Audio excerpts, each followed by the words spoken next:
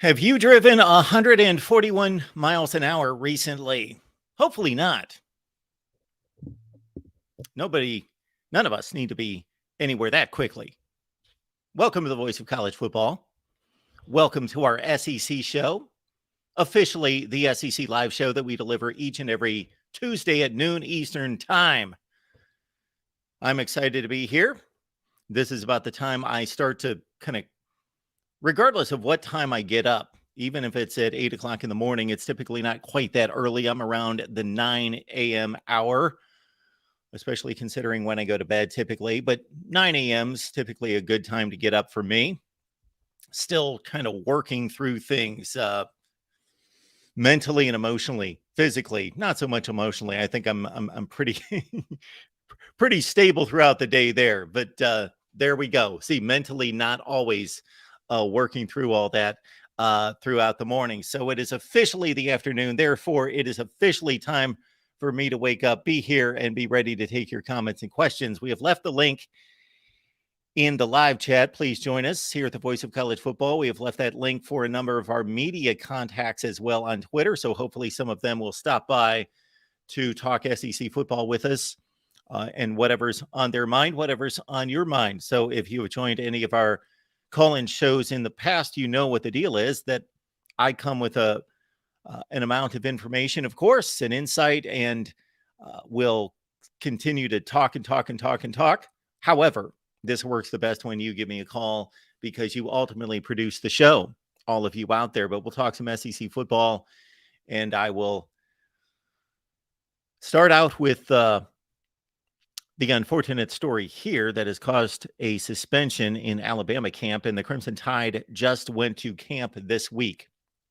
So we sit here on a Tuesday, and a number of SEC teams, I've got the list in front of me, but it's kind of convoluted, so I don't want to waste anyone's time searching through this list that I have of spring practice start dates for everyone in the SEC, and then also the spring games, which start April 8th would be the first.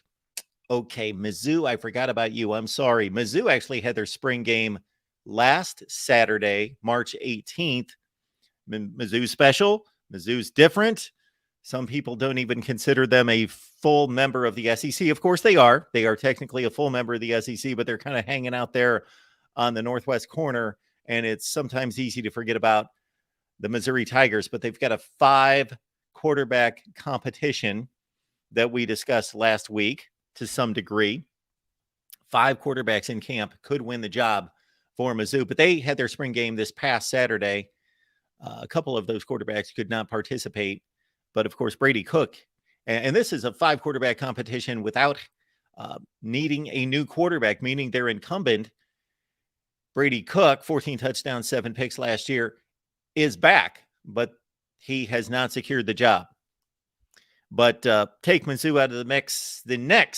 The second SEC spring game will be in a couple weeks on a Saturday, April 8th at Auburn. And then here at the Voice of College Football, once April 1st starts, April 1st is a Saturday, you will see a bevy, a blur, just an abundance of spring game coverage every Saturday, most of them on Saturdays. Florida, another outlier on a Thursday night. That'll be a whole lot of fun to take in the Florida spring game on a Thursday. And we will, of course, provide coverage of that. But every day on Saturday, every week on Saturday throughout the month of April, we will be here. Michigan sits alone as the only Power 5, and I believe the only school possibly in the FBS with a spring game on April 1st, and then it really kicks into gear on April 8th, and we will do our best, of course, to cover it all right here at the Voice of College Football, starting with the Michigan spring game. And I'm sorry, SEC fans, I'm using some bad words here, talking about other teams and other conferences, especially the Big Ten, your financial rival, your power rival. But Michigan is the first spring game in the month of April. And we are doing a Michigan watch party that everyone can take part in, even though we're doing it on our paid platform of Patreon. We are going to provide the link all over the various platforms here at the Voice of College Football. And I appreciate today we are simulcasting our SEC live show, formerly the SEC live show, out for all of you on all the various SEC channels. So understand that if you're on, let's say, the LSU channel and you enjoy coverage of other SEC teams, that we've got the main channel and we've got SEC channels, Tennessee, Florida, Georgia in the Eastern Division. And then in the Western Division, we've got Alabama, LSU, Auburn, and Texas A&M. And yes, those four. So we've got 7 covered in the SEC with specific channels. Then everything else that we provide concerning the SEC that you can find right here on the main channel. And then also we've got an SEC channel with almost 20,000 subscribers. So thank you for that, and lock it in on the SEC channel. I know that even though we've got 20,000 subs there, a number of you are not familiar with the SEC channel. So check that out. We provide coverage all over the conference. Okay. On to 141 miles per hour. In the chat, let me know the fastest you've ever driven. And then if that is abundantly fast, let me know that if that was possibly on like a racetrack. So my dad worked for Goodyear, and one year he was visiting the city of Indianapolis. He was doing business there, and they allowed him, they wanted him, they invited him to drive a pace car. And so he tested out a pace car, new tires, and one of the Oldsmobiles I think they had at the time. I don't know what they drive for a pace car now, but this, we're talking about 35, 40 years ago, that he drove a pace car at the Indianapolis 500, and just, it was a fun experience, of course. So under those conditions, maybe the miles per hour acceptable would be much different. But you can leave there in the live chat, what is the fastest you've ever driven, whether that was on a private road, which I would think would be a fairly rare occurrence, or, of course, out on the open highway. And I've done a few speeds at times that I did not necessarily, looking back on it, was not necessarily the best choice. All right. But when it comes to, and we will read off your entries. So Alabama defensive back Tony Mitchell has been suspended. I'm reading this from ESPN. Suspended Alabama defensive back Tony Mitchell was driving 141 miles per hour as he attempted to flee police. Well, that makes it a bit different as well. I didn't know anything about this story, except I had seen this earlier, but had not read the story. So we're all learning this together, or maybe you already have seen it. Attempted to flee police in Florida last week before being arrested, according to an arrest report obtained by AL.com. Mitchell and a passenger in his vehicle, Christopher Lewis, I guess that's pronounced Christopher, it's not Christopher, were arrested Wednesday by deputies from the Holmes County, Florida Sheriff's Office and charged with possession of marijuana with intent to sell and or deliver. Lewis also was charged with carrying a concealed firearm without a permit. Ooh, a lot going on there. Oh, boy. Okay. I would like to know if, and maybe we'll find this out later in the story, if he was being chased because of the known or suspected possession of the marijuana, or because of the known situation carrying the concealed firearm without a permit, or if it was speeding that led to it, and then he was speeding further, because it would be extremely stupid for him to be fleeing police regardless, but fleeing police and knowing that these would be the issues, that they knew about the issues, and that's why they were on the chase, because it's not going to end well, folks. It's not going to end well. Actually, unless there was some kind of accident, he basically, this ended about as well, at least in the moment, it ended about as well as it possibly could.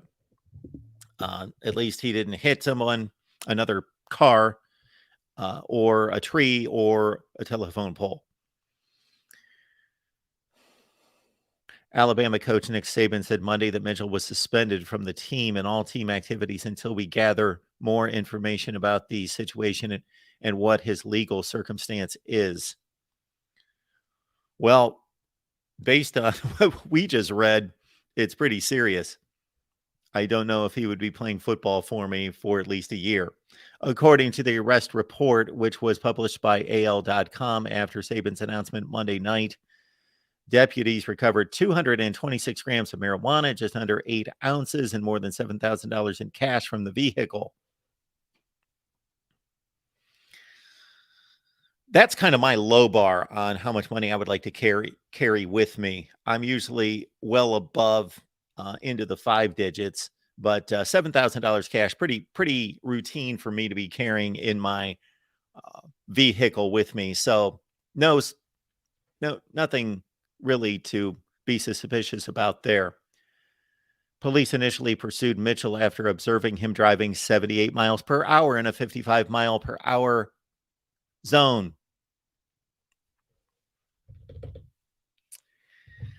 I don't know anything about this individual, of course, other than he acted extremely stupid and probably extremely stupid before this, because obviously there were a number of things that led up to this. This wasn't just like in the moment stupidity and carelessness and recklessness. This was predetermined stupidity and recklessness and lawlessness before that. So there are levels of lawlessness and stupidity and ignorance and recklessness.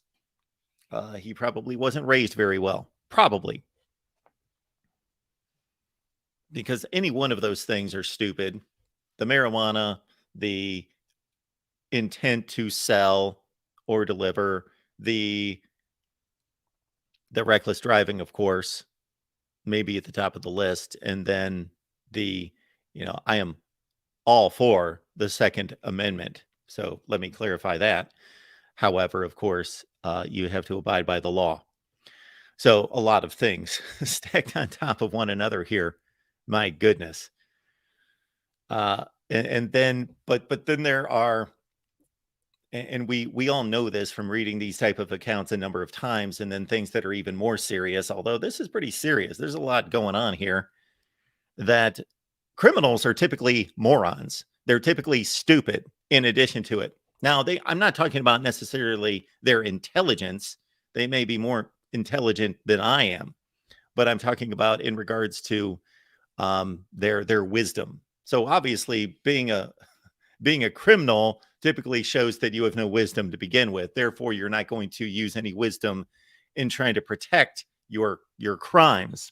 So criminals usually give themselves away. So this moron here was driving 78 in a 55. So bam, there you go. Mitchell's black Dodge Challenger then accelerated to a high rate of speed and eventually was clocked at 141 before police lost a visual of the vehicle. Well, I guess you would. Man, when I'm driving my typical 75 and somebody goes by me at 90, it seems like they're probably going 90, but it doesn't take long for them to out of sight. Mitchell and Lewis were stopped 7 minutes later at a nearby location where police smelled the odor of burnt marijuana coming from within the vehicle, according to the report. Mitchell admitted fleeing police and said that police had told him to punch it.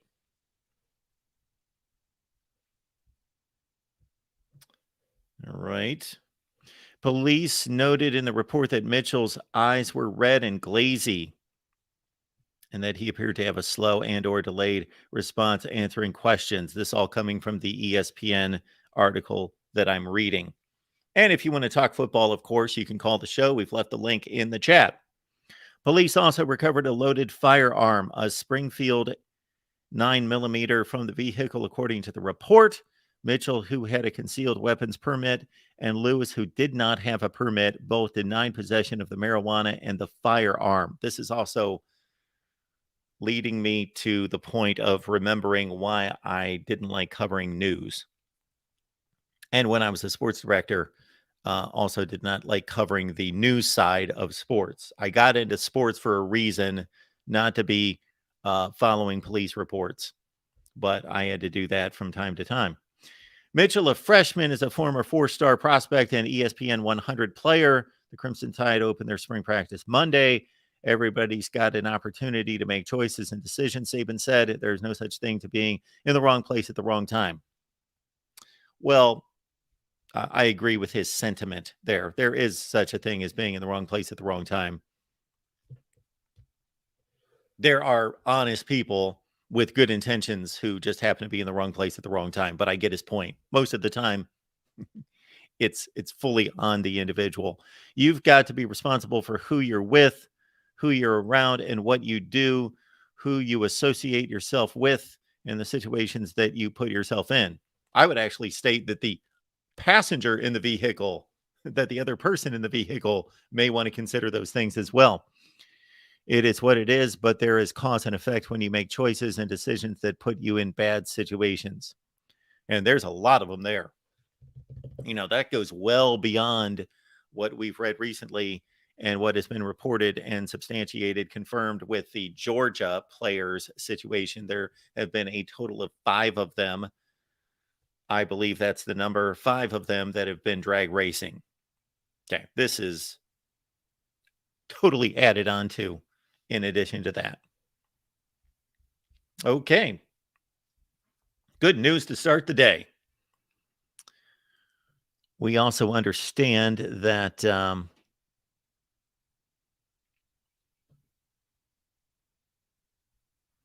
Alabama will be without one of their best players during the spring. Now, this is nothing that's uncommon. Again, we mentioned that Alabama opened practice on Monday without star edge rusher Dallas Turner and reserve linebacker Deontay Lawson. And I was looking at the Alabama linebacker situation earlier today and kind of running through. They've got a lot of decisions to make, a lot of young players in play for including the Georgia transfer Tesman Marshall, who could add depth and also be a starter in the Alabama linebacker corps. But much to decide concerning the Alabama linebackers, and also a JUCO transfer that they brought in as well. Can't remember his name right this second, but Dallas Turner is an exceptional player who I believe had a much better season 2021, his freshman season. That was the guy that, if you were watching for Will Anderson, and Will Anderson, of course, had a monster season in 2021, but when he was not making the plays, it was sometimes because there was single coverage to negate the double team on the other side of Will Anderson, and sometimes the triple team. And Dallas Turner took advantage of that and made a ton of plays this past season. Not as much of a marquee season for Dallas Turner, but still an obvious player on that team that they will want to get mended up and healed up during the spring. Appreciate you all being here on the SEC live show. And we will look through your comments and questions. More so, we would love if you called the show. We will leave the link back in the live chat.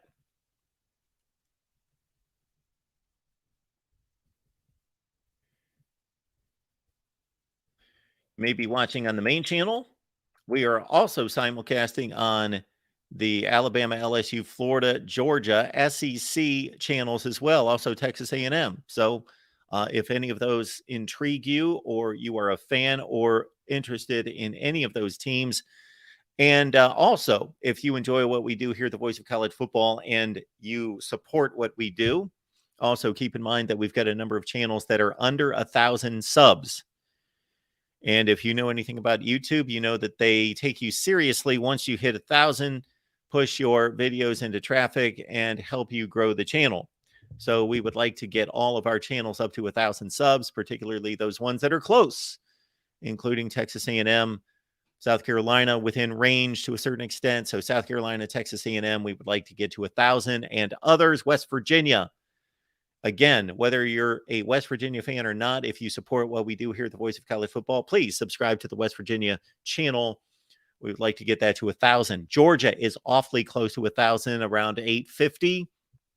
So please subscribe to the Georgia channel again. And if you really could care less about those teams, or could not care less, let's get that straight, could not care less about those teams, or even hate and despise those teams, Florida fans, but you see the greater good, the greater cause, you catch the vision, then help us here at the Voice of College Football and subscribe to those teams that you hate.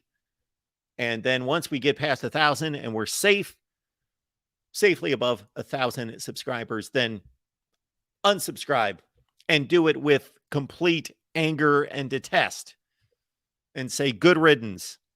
But you can help us out by subscribing, getting us past 1,000 on any and all the channels. And the focus right now is West Virginia, Georgia. Those are close at around 850. So we would appreciate that.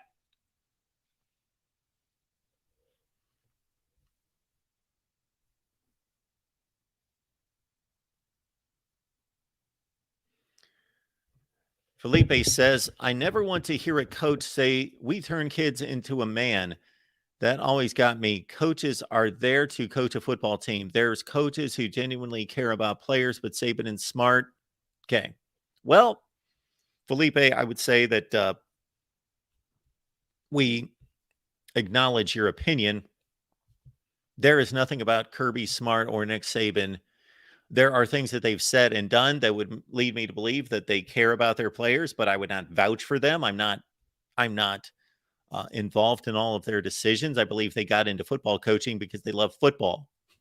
That's my guess, that most football coaches get into coaching not because they want to improve young men. I'm not saying that this is for every coach out there, but I believe their number one priority or goal or ambition in life was to coach football because they love football. Now, we do know, for any of you who have grown to some level of maturity throughout your life, whether you're 20 or 25 or 55 or 80 out there, you understand that if this is working in your life the right way, you're smarter, wiser. I don't mean more intelligent, but you are wiser as you get older and your priorities change. So a coach can get into football coaching at the age of 25 and then a little bit later down the line determine that, yes, I still love football. I still love coaching, but it's more about them. And I truly want to help these individuals. I realized that doing what we do here, my incentive to do this, in addition to paying bills and building wealth and doing all those things that we all want to do as whether individuals or heads of households, that we want to secure our futures and also enjoy our lives financially and do all those things. In addition to that, the incentive continues to change and be more thinking about people out there, to be thinking about all of you, as I get a phone call right now that I will return in about 90 minutes. So I hope that makes sense. I'm not going to get into some kind of social or spiritual speech right now, but my incentive to do this changes, and what I would like to impact changes and is less selfless. It is more selfless and less selfish all the time. And so I have no issue with a coach who says, shoot, at this stage of my career, I'm 30 years into this, let's say, my ambition is to help young men. And again, unless something is proven otherwise to me, I've got to take them at their word. Roger Dodger states here, nice money. Yes and no. Yes and no. So for particular coaches who get into the coaching profession that have a certain advantage, and usually that advantage is based on their own playing status. So great players, usually Deion Sanders, get, or if they've built some kind of media platform that has just substantiated what they've done as a player, Trent Dilfer. Okay, so what they've done is, outside of coaching, they have proven to be great football minds or capable football minds, whether that's as a media analyst or as a player. Okay. So they go into the coaching ranks at a higher level than most do. But when you talk about Nick Saban, when you talk about Kirby Smart, I would like to see their salaries for their first several years of coaching. So when somebody says that that coaches get into the coaching profession for the money, in this day and age, that could be true to a certain extent, but you must really believe in your ability to climb the ranks. Take any, I think of guys like PJ Fleck. What was he making when he first started? Now, he actually was an NFL wide receiver for a short period of time. So I got to think that that helped him get in. And I don't remember before Western Michigan where he was, but most coaches make next to nothing when they first start. So again, they must really like it, really enjoy it. And maybe they've got a ton of confidence in themselves. And I'm sure they do. Most of them rise through the ranks because there is a huge level of confidence there that you may call ego that is obvious. You cannot succeed to the level of a Nick Saban or Kirby Smart and not have an ego and not have a ton of self-confidence and not believe that what you say means something and that you have a lot of value.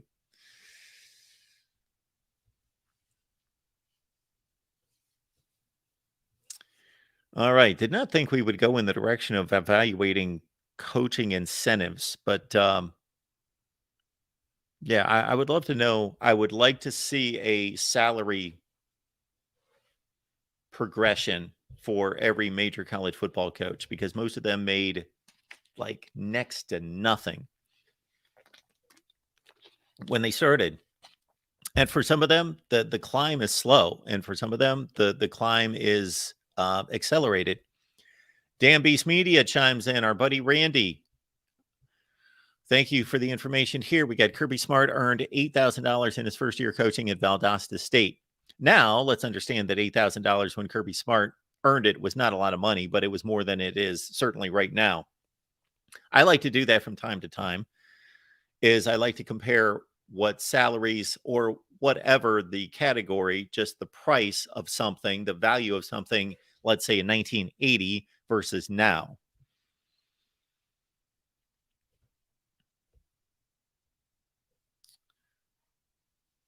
So what year was that? Dan Beast Media, can you tell us what year that was?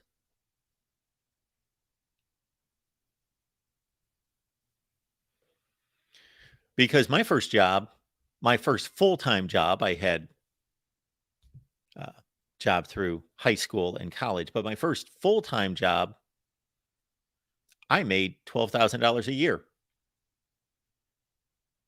Okay, Dan Beast Media says in 2000. So in 1991, I made like 12.5.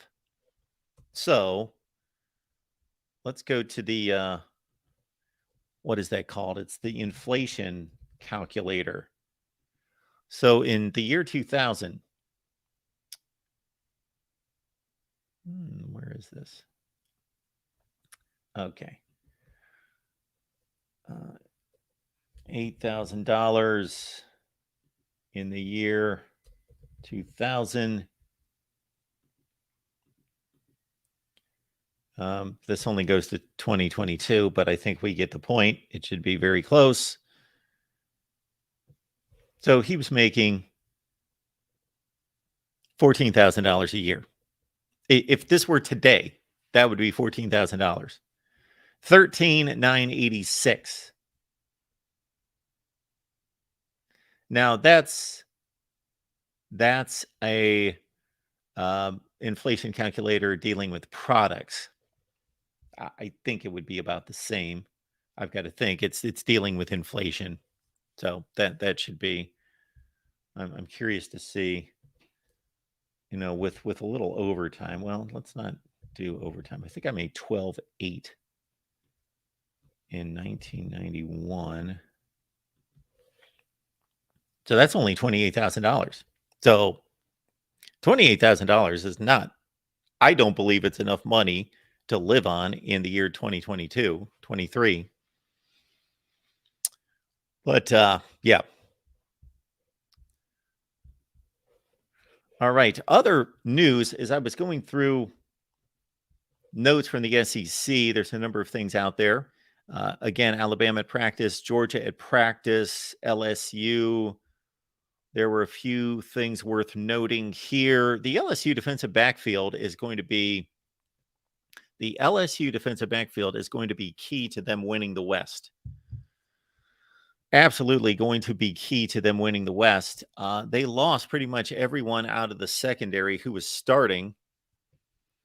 And they bring in some transfers, meaning Syracuse transferred Darian Chestnut, Ohio State transferred J.K. Johnson. And the big one that they are counting on heavily would be Denver Harris, the former five-star at Texas A&M.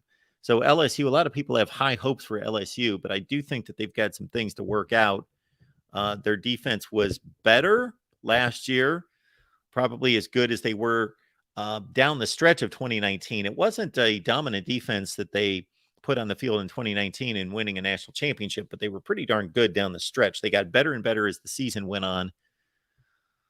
And then they were just, by LSU standards, a horrible defense in 21 and 22. And now they look to be better. So they've got to be better, I believe, on defense. Of course, their defensive effort this past season was good enough to squeak out a division championship. But that LSU team that won the SEC Western Division is the worst SEC Western Division champion since when? It's been a long time.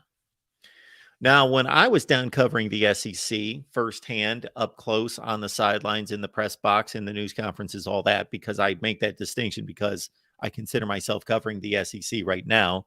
But of course, I do it from a million miles away.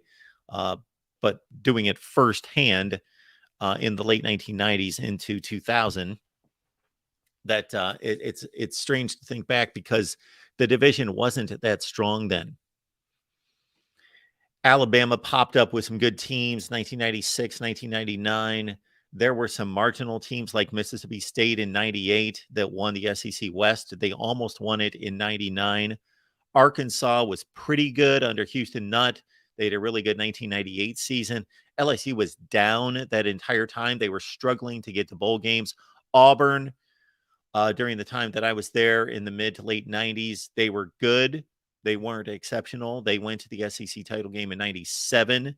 They were typically in that 8-3 range, but not extremely good. So the SEC West, it was really around the time that Nick Saban lifted Alabama that the other teams elevated. Of course, LSU with Nick Saban prior to that. But this has to be the worst team that's won an SEC Western Division. And I credit Brian Kelly, did an exceptional job. I did not expect them to win the division, but with 4 losses total, this is the weakest team that we've seen win that division, which has been the best in college football. Man, I got to go back a long ways. Probably pre-Saban LSU. Probably that Mississippi State team in 98 or Alabama 99. One of those teams would be the worst that have won SEC Western divisions. All right, we are going to stay in the SEC Western Division and talk about one of those schools I just mentioned that I used to cover pretty close and up front, but it's been a long, long time. But I was talking about the SEC Western Division, and this being this LSU team accomplishing much in being able to elevate to that status under Brian Kelly for the first year, but 4-loss SEC Western Division champions. That doesn't happen very often. We got Kyle Loomis on the line from E2C Network to break down some Auburn football for us. Kyle, how you doing today? Doing well. Let me just say this about the LSU Tigers. It doesn't matter how often or how quickly they go down in a season, they quickly rise back up to the cream of the crop. Even as you said, when they had, a season with a lot of losses that you wouldn't expect someone competing in the SEC championship game to have, they just find a way to reload and retool real quick. And I guess that really helps when you make a great hire, at least seemingly great hire like Brian Kelly. This has been a division for quite some time that Alabama would get penciled in with very, very strong pencil lead, practically ink. as the division champion, the favorite leading into it. They probably still are going into it, but LSU um, is right there. And a lot of people like LSU to repeat as champions. But there are vulnerabilities there that, and I don't want to necessarily hoist Auburn into the discussion for the division championship, but I do see a lot of parity in the division from top to bottom that hasn't always existed. Yeah, I would definitely not put us in that conversation for now. Much like LSU, Auburn, and you and I have discussed this on a few other live streams before, how quickly Auburn's able to rebound sometimes too. However, we have not seen a decision in a head coach bring this program down to a level that it has in quite some time. So I wouldn't expect an Auburn team this year, from what we know right now, to be a major factor in the SEC championship. Although I would love to be wrong about that. It does seem like Alabama, pains me to say it, is always the one you pencil in there. And but the great thing is that, as you address, there is a little bit of parity that continues to rise to the top there and make this a little bit more interesting in the SEC West than you think it should be. I'd love for Auburn to be in that mix. I just don't know that it's going to happen this year. I was running through some notes that I had gathered concerning the SEC, but don't believe I've got anything with Auburn in particular today. If I remember correctly, Kyle, from our previous conversations, of course, other than Mizzou, who is the real outlier, they already played a spring game this past Saturday, so they got that out of the way. Wow. Auburn will be the next SEC team to hit the field for a spring game on April 8th. Therefore, of course, they started a bit sooner than everyone else outside of Mizzou. But they had a week off during that time, correct, for spring break? Yes, they did take that week off for spring break. And so this is a little bit longer of a spring practice schedule than we're used to because of that. But also, I think, Coach Hugh Freeze wanted to stretch it out a little bit more to keep these guys in that regiment, in that way of doing things, those type of schedules that you get into when you're, in spring practice and stuff like that. The more you could do that, the more he could kind of get these guys headed in the right direction, because a lot of these guys are coming from, I won't say like bad coaching or bad styles of doing things, just different, right? You got a new regime coming in. There's a different way of doing things. The longer that you can keep these guys in together and doing those type of things together, then maybe you'll get a little bit more synergy a little bit more quickly. I see the question down there, and I had some notes as well that I knew people would want to discuss today. Thoughts about Cam Newton participating at Auburn's Pro Day and trying to recapture that national title magic. So yeah, for those of you that may or may not be aware, today is Auburn's Pro Day. And obviously everybody, I think majority of all the big programs have a pro day where they showcase their talent. Auburn's obviously showing a lot of their current seniors and people recently graduated that want to get a look on NFL scouts. The big news of the day, Cam Newton is in town throwing with the other quarterbacks out there, trying to maybe recapture not just national title feelings and magic for the Auburn football team having him there, but maybe a little bit of magic for himself. I honestly was shocked. Not that Cam Newton's a stranger to coming back to Auburn. A lot of people say that, Cam Newton, just used Auburn to get to the next level. Well, it's pretty strange that he came back for his degree, that he came back so many times to be part of, events and things like that. Been at basketball games, been at football games, not just as a guy on the sideline, but up in the stands with fans and things like that. So it's good to have Cam back. It definitely creates a lot of hype.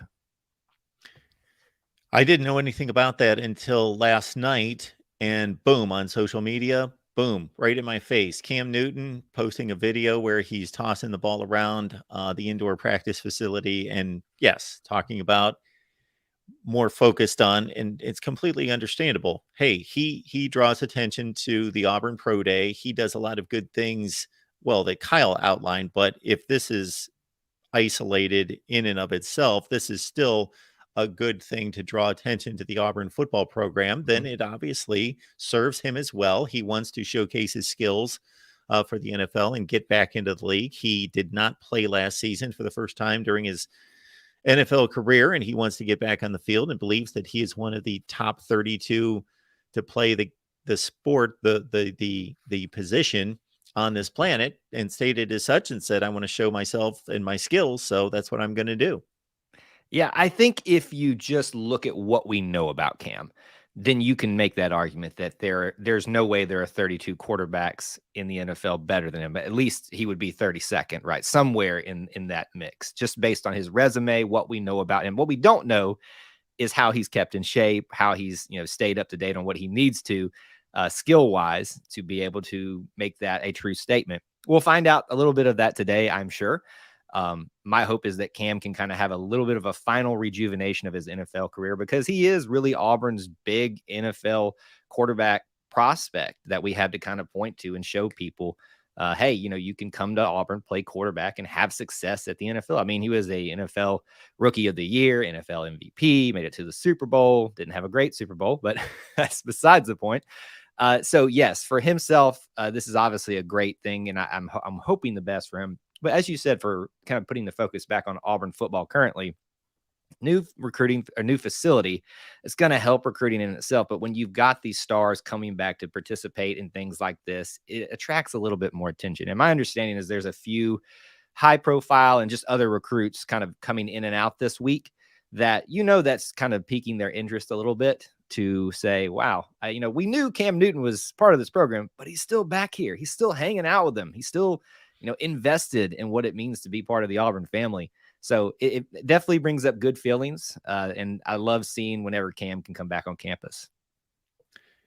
Yeah, we could get into a debate about Cam Newton, certainly, not, and I'm talking about as a football player and how good he is right now. Of course, for the bulk of his career, he was a top 10, 15 quarterback in the league, whatever it was, and certainly one of the very best during an MVP season that you just noted in leading a team to a Super Bowl. Now, whether he's got that skill set now, certainly he's going on like 34 years old, and he also of course, had a poor season his last season in the NFL. But I can't believe, even at his worst, and that was pretty much what we saw his last season in the NFL, that maybe he's not a top 32, but for him to not be on a roster for an NFL team is just, I can't believe that his skills have diminished that much. Yeah, it's shocking that he's not on a roster. That's probably the best way to approach this discussion. Is the fact that Cam Newton's not on a roster is interesting in and of itself.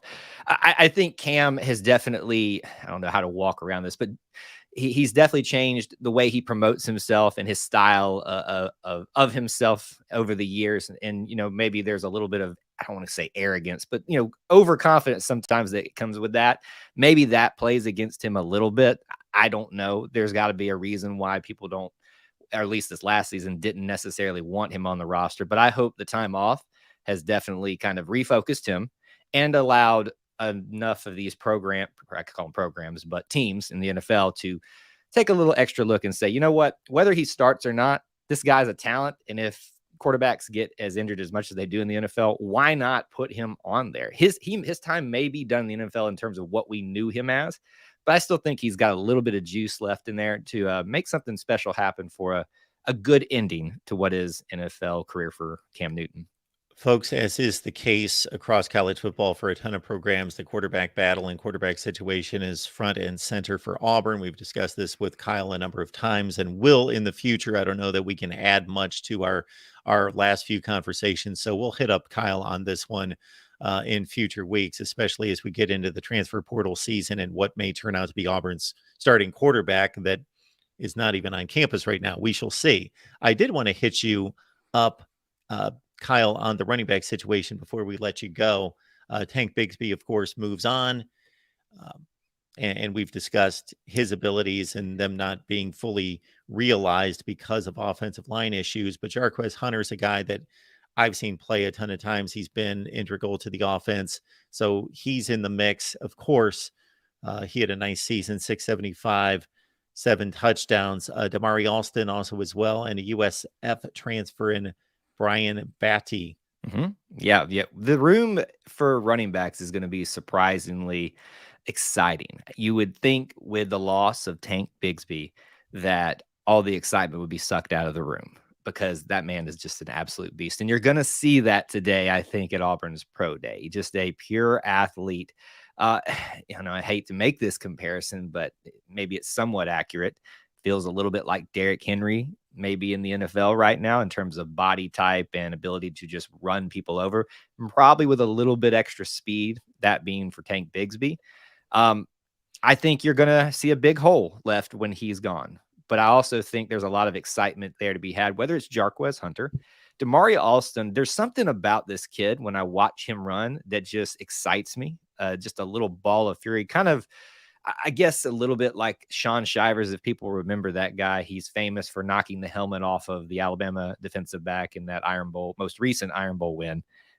That's what he kind of reminds me of in a few short stints that we saw him last year. And yes, you brought up the USF transfer in Brian Body, I think is how it's pronounced, but I have gone back and forth on that myself and been corrected thousands of times. I probably still have it wrong, so no offense there. But I just think when you look at him, and 1,000-yard rusher there, Jarquez Hunter, we know what this kid can do. He can run it downhill and be tough, and also hit you on the edge with the speed, and what this kind of unknown factor of Demario Alston. I really think this is going to be an exciting position for Auburn this year, and that's what we're known for, right? Auburn is, got an argument for running back. I know that kind of stirs some people up when you start those kind of conversations, but we do have an argument for that. I just point you to one Bo Jackson. Yeah, and then we could continue the list. But yes, maybe not currently, but it depends on your context for those position arguments. That's always my next response when somebody wants to tab a particular school as wide receiver U, Right. tight end U, whatever. I always say, okay, are we talking all time? We talking currently? Are we talking the last 20 years? What are we talking about? So yes, Auburn historically certainly has a good argument. Kyle Loomis, E2C Network. Kyle, is there anything in particular that you want to point people to in addition to just getting on over to E2C Network? Any particular videos or live streams or anything that you have on deck? We do every Wednesday night a Auburn family live stream where it's a call-in show where we literally, you set the stage. So, and it's open to anybody, but we just call it Auburn Family Night. And you can hit the call-in link there and call into the show and talk similar to what we're doing here, on or off camera. That's the one I always kind of point people towards, because literally it's about anything, sports or not. Usually we talk a lot about sports. That's the big thing. I would say on the channel right now, obviously with basketball now ending for Auburn on both sides of the equation, men and women. And even though baseball is going right now, we're going to be still for the next month putting heavily into some spring practice stuff. So if you are a football only person, this is definitely a time to kind of get re-engaged over at E2C Network, because there's more news starting to come out, less rumors, more facts and stuff like that as we get up towards that A-Day game, which I think is going to be very exciting in and of itself to watch because of the new format that may or may not happen there. Kyle Loomis, E2C Network. Kyle, we always appreciate you stopping by. Thank you so much, War Eagle.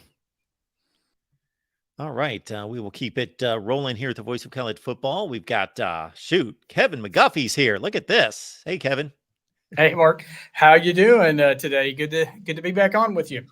I am doing well, and I hate to bring it up and make the obvious transition from basketball to football, but your basketball season ended at the hands of Kansas State the other day. Yes.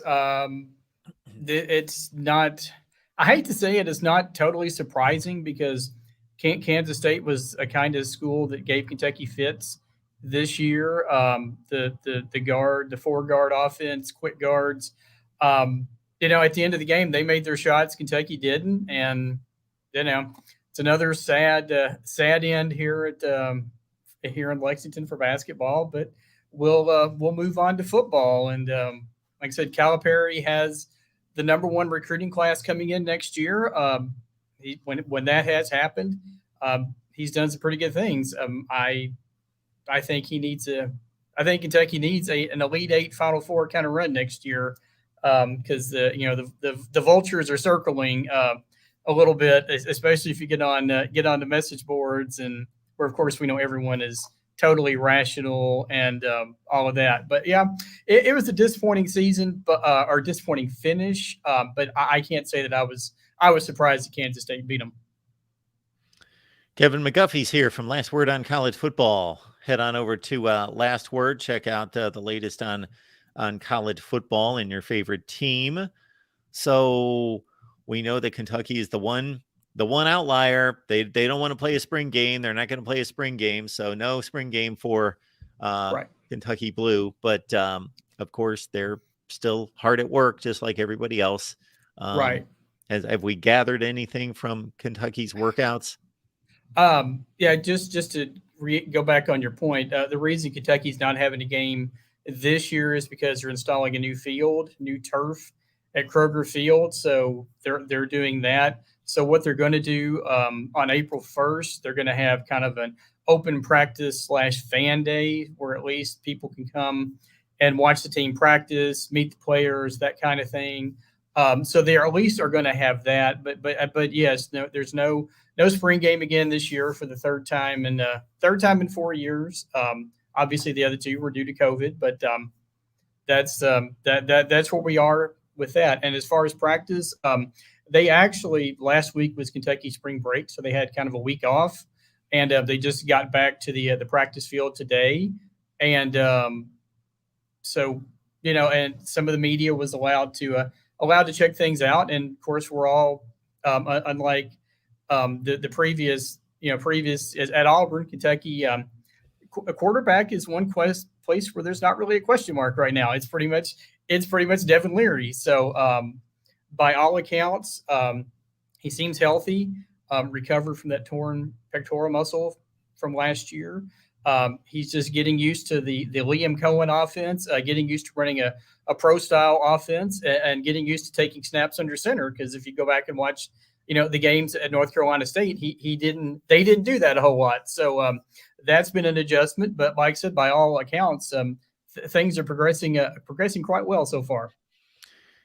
Our buddy Joey Foster is reminding everyone that you can just take the link from the video right now, the live stream, and share it on your social media accounts and bring in some more folks to talk SEC football with us. Got Kevin McGuffey on the line from Last Word on College Football, and we've addressed this at another time during the off season. But I think, number one, people would be a little bit surprised if they looked at the line of Kentucky wide receivers through the years. It's been a bit more impressive than what the program has been given credit for in terms of producing some really good players for the NFL. But in particular, this group could turn out to be the best of the bunch. Not just individually, there have been outstanding guys, but as a group, this wide receiver room has the potential to be outstanding. Oh, absolutely. And just shameless plug here, the most recent post I did for Last Word that went up late last week was looking at the wide receivers and the tight ends. And that's another group that I think Kentucky can get some big production from this year. They were used really well with Cohen's offense 2 years ago, not so much last year with Scangarello. But to your point, yes, you talk about Dane Key, Barian Brown, Tavion Robinson returning for another year. Just those three guys right there. I mean, Brown was a freshman All-American. Big things. Big things are expected, I think, from this offense. Cole Kubelik, I think, from the SEC Network had posted something yesterday that I didn't get to watch the video, but basically intimating that Kentucky's offense is definitely one to watch in 2023. And I see no reason to disagree with that, partially because of those receivers. And then you throw in the tight ends with Caddis, Brendan Bates returning for another year, Isaiah Cummings. Basically Kentucky's top 5 receivers return from last year. So that's you throw in a healthy Devin Leary, you throw in the offense with Cohen, and Kentucky. Obviously, the Big Blue Nation is hoping Kentucky's going to run it back like they did in 2021 as far as offense goes, where they averaged about 33 points a game. So, as you said, looking at the numbers there, Brown had 50 receptions, and then also was great on kickoff returns last year. Dane Key with 37 led the team in touchdowns with 6. Robinson second on the team with 40 receptions. So, and you have to remember that's playing, with a not quite as exciting offense as last year, and with Will Levis literally running for his life every game, it seemed like. So, like I said, the pieces are there. Like I said, it's very very exciting to see what's going to happen. I wish there was going to be a spring game just to kind of see, like a control, whether it's a controlled scrimmage, whatever. But like I said, I keep harping on it, or not harping on it, but I just keep saying it, that I'm really, really excited to see what this team's going to look like on the offensive side in 2023. Hey, Kevin, when the 12-team college football playoff format was announced, of course, there was a lot of banter back and forth about what it would look like. And then they threw out the proposal, and then it took about another year for them to confirm it. So we know what this is going to look like in 2024 going forward. Are Kentucky fans, does that give a level of hope as opposed to 4 teams? You got to get through Georgia, you got to get through Alabama or whoever else. This league's too tough. You got to be one of the 4, versus we're in a situation now where, hey, 12 teams, you could be the 3rd or 4th best team in the SEC and make the playoffs. Well, I think you could say, you could throw the case out there that Kentucky, hope is probably the eternal motto for the Kentucky football program over the years. I think, maybe there's not a whole lot of talk that I've seen, but I think you could make the case that, certainly in 2018, Kentucky could have been, that team probably could have and should have been in a 12-team playoff. They might have been that 12th team. The team 2 years ago would have been right on the fringe of that as well. The most recent 10-win team. I think it's something to give everyone, and not just Kentucky, but I think it's something to give everybody, hope for the future, that you could get in that 12-team, that 12-team playoff. And of course, I'm, as some of you know or may not know, for last word, I also do bowl projections, and I'm also interested to see how that 12-team playoff is going to affect. Are they going to use, what bowls are they going to use? Like for those, are they going to use those for the playoff games? How many of these like fringe bowls will go away?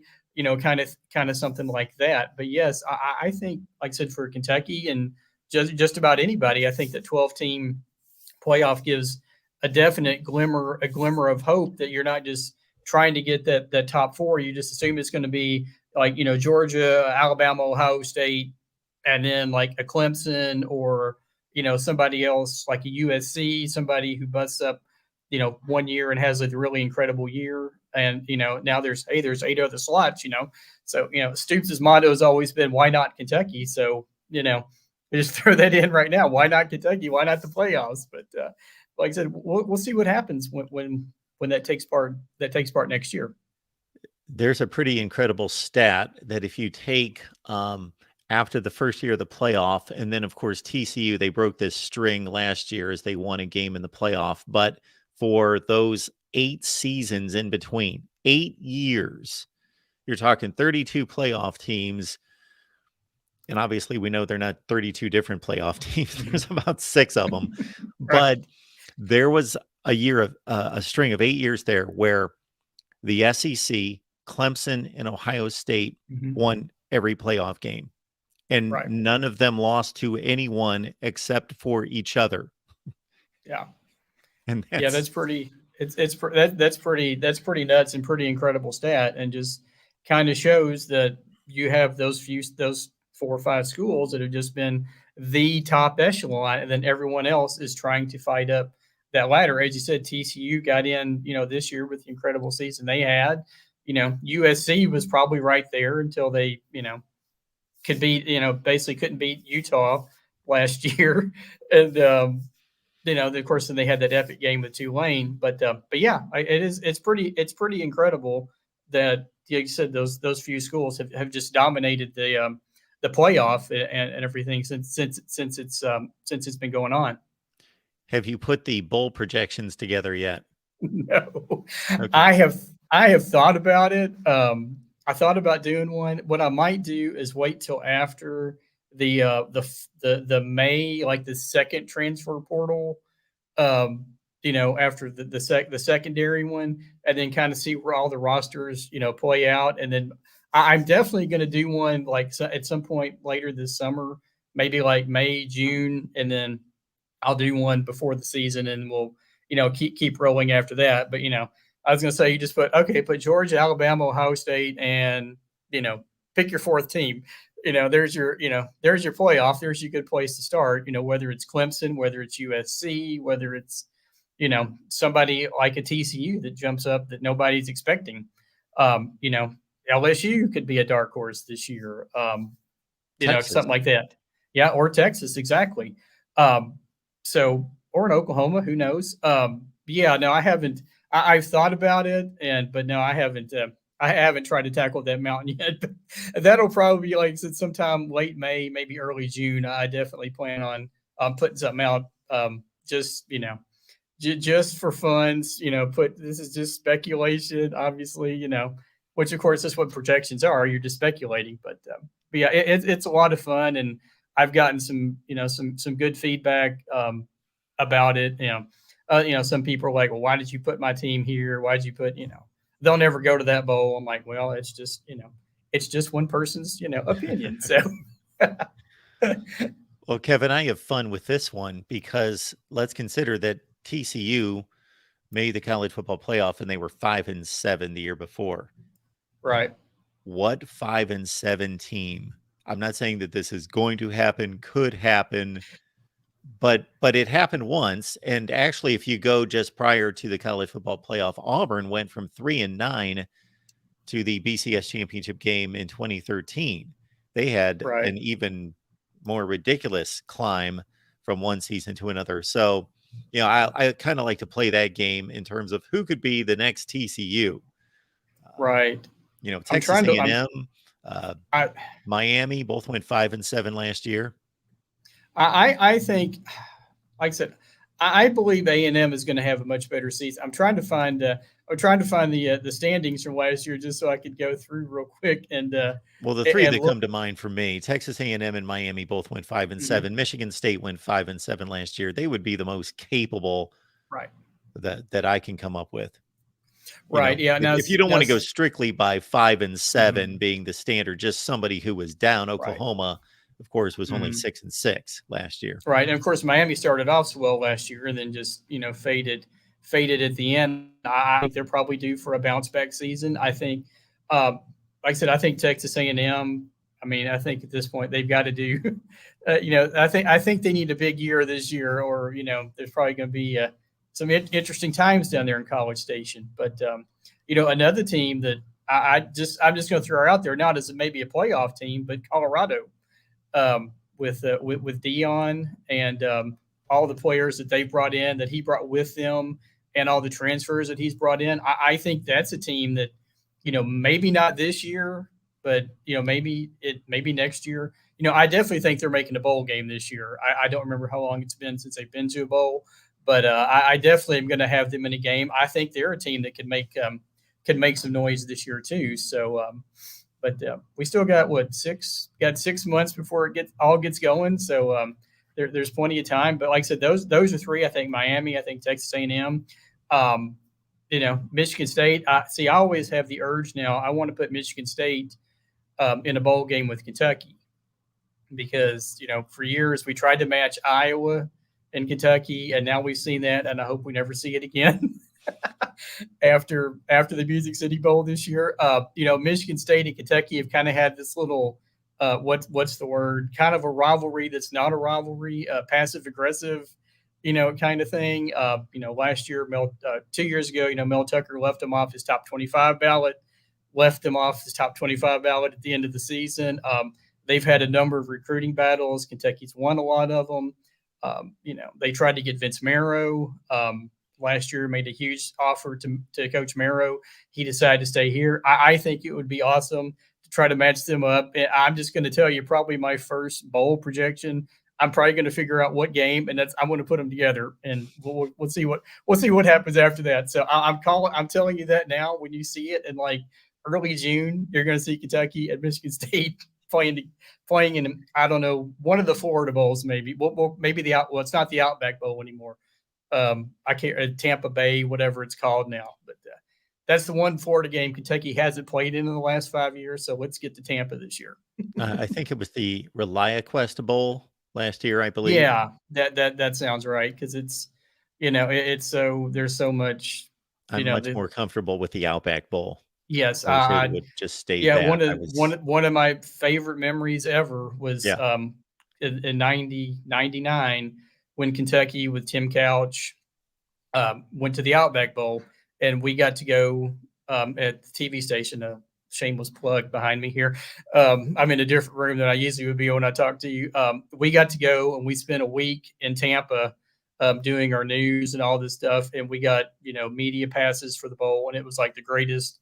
It was one of the greatest things I've ever got to experience as far as like media type thing. Of course, Kentucky lost. They played great in the first quarter, and then they kind of fell apart after that. But it was so. So yeah, But, that was a game against Penn State, and I was Right. thinking going through the Big Ten. So I'm glad you explained that Michigan State connection because I would not have come up with that. But yeah, Gotcha. Kentucky's started to make the rounds against the Big Ten. You've had Iowa a couple times, Northwestern, Penn State a couple Penn times, State. Penn State Yep. recently in the Citrus Bowl. So there's been Yep. some games between Kentucky and the Big Ten, and maybe we can get them together with Michigan State. I'll root for that now that I know that that's a secret rivalry. Yeah, it's low key, but it's definitely there's definitely something there, and I would love to see them just play and be done with it. So, and I see the poster here. I mean, that's a possibility too. We'll see. We'll see what Coach Sanders can do with all the players that he's brought in. So, but I'll say this, Kevin, that another fun exercise I like to go through is that there were 27 teams last year that either improved by 3 wins or declined by 3 wins from the previous season. So if you try to do the same thing, and that's just in the Power 5, and if you try to do that again this season and go through everybody's records and think, I got to find 27 teams that are either going to improve by that much or decline by that Right. much. And then you put that out. Like if I would do that and I would just try to select 27 teams, then I would throw that out as being my predictions. People would call me crazy because they'd be like, there's no way that team was 6-6 last year. They're going to go 9-3 or whatever. Right. But that might have been a slightly of an outlier of a year, but there are going to be about 20 teams that are going to have at least a big acceleration in wins or a big drop off. It happens every year. It's tough to find those teams because I think we tend to think that teams are going to just stay the same, but they don't. Right. And as much as it pains me to say this, we'll see how they do from last year to this year. But you could also throw Tennessee in that mix, maybe. So after the team who maybe could take that next step and see what happens this year. We'll see obviously what happens with at quarterback and a couple of those other positions. But I mean, it pains me to say that, but there I said it, so I just got it out of my system. So I will admit I rooted for Tennessee this weekend against Duke because it was like, okay, Tennessee, Duke, Tennessee. Don't really like either one of them, but I'll go with the SEC. So I rooted for them. Now I'm done with it. So go in the NCAA tournament. So now we'll say go for it, Atlantic. So there you go.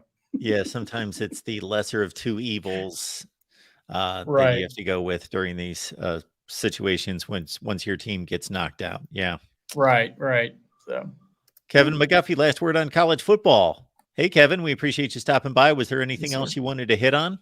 No, not like I said. I have the post up now, looking at the wide receivers. I'm working on one now that will go up hopefully tomorrow or Thursday with the offensive line. I'm just doing a spring preview, like kind of position by position, and then also on Friday, Kentucky's having their pro day with Will Levis. 11. There's 11 Wildcats participating. Levis, Jacquez Jones, Chris Rodriguez, Keydron Smith, DeAndre Square. I'm just kind of looking through the list here. That's going to be on the SEC network this year, as we're all interested to see where Levis is going to end up. I saw a thing with Mel Kiper this morning. He had him going third to the Colts. I saw another one a little while ago that had him with the Titans, like at the 11th pick, like dropping down some. So, but where everyone has picked up quarterbacks now. But anyway, that's something that's coming up. I'll have a recap of that up this weekend. That's going to be Friday. Like I said, it's going to be on the SEC network for anybody. If you have that, and you want to watch it. See the Kentucky players, and like I said, then the next weekend is the open practice for the fans. So that's we'll see.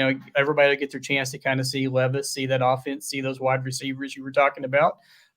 Everything, like I said, everything is progressing, seems to be progressing well, which is what everybody in the Big Blue Nation's wanting to hear. We want we want Leary healthy, wrong L there, and to see what kind of numbers he can put up this year. So good stuff.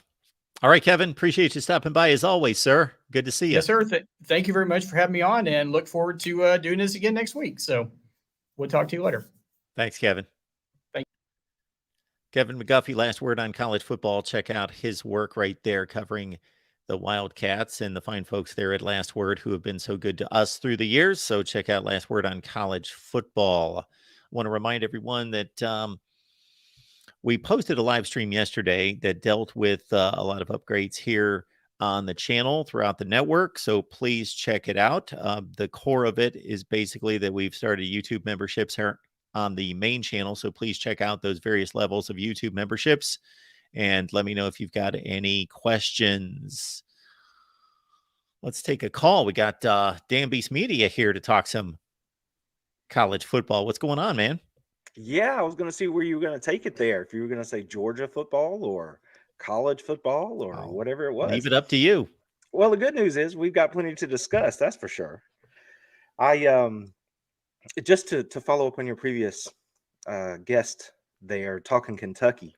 Last night, while I was watching the Big Ten show, they got into a discussion about Bob Stoops and what the possibilities were he might end up at Iowa someday and what it would take to leave Kentucky, given their natural ties.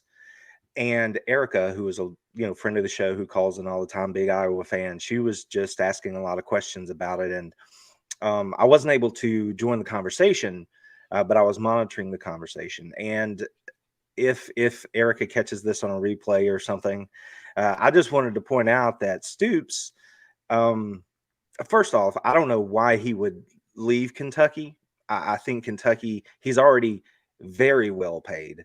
And you may ask why, given where Kentucky finishes every year. But I think Darrell would back me up on this when I say that the fact that Stoops has elevated Kentucky to the point where they are, 8 wins, 7, 8 wins might be considered a down year at Kentucky, then he's earning all of that money in today's market, given what the market is today for coaches. So I don't know why he would ever leave. But if Ferentz were to leave Iowa and they were to actually be serious about a coaching search, Stoops would have to be on that list. And say he made that move to Iowa because, as Bear Bryant once said, mama called and he had to go home, then I just think that Iowa should know what they're getting. And that is that Stoops is a hard-nosed football coach who knows the game. He loves the game, and his teams play the game the right way. They are very physical. And every year when Georgia, like they do the exit interviews at the end of the year, you hear the same thing coming from Kirby about what his players said about the course of the season. And it may not always be the only game mentioned, but every year the Kentucky game is mentioned as one of the toughest, most physical games that Georgia plays.